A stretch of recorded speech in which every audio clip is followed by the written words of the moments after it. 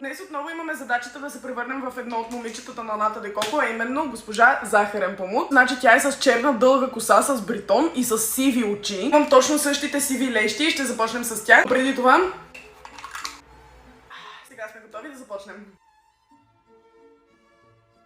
Не, стой вътре. Не.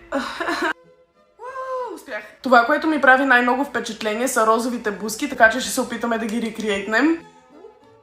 Сега си го блендваме само в тази линийка. Сега ще добавим още малко блъш.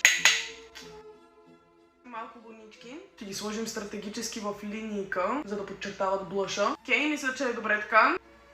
Много е кют даже. Довършвам очите и се връщам да слагаме перуката. Дами и господа, гримът ми е готов. Сега е време да се борим с перуката. Като виждаме, косата ѝ е дълга и черна. Също така има и бретон. За съжаление нямам дълга черна перука с бретон, но имам къса черна перука с бретон и черни екстеншъни. Трябва да си скриеме розовата коса. Коя е тази фешън икона?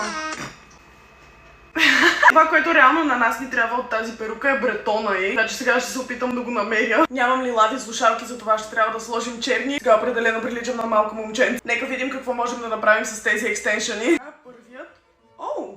Това всъщност има огромен потенциал да се получи. И последно от тази страна. Остана ни само да се облечем, но преди това...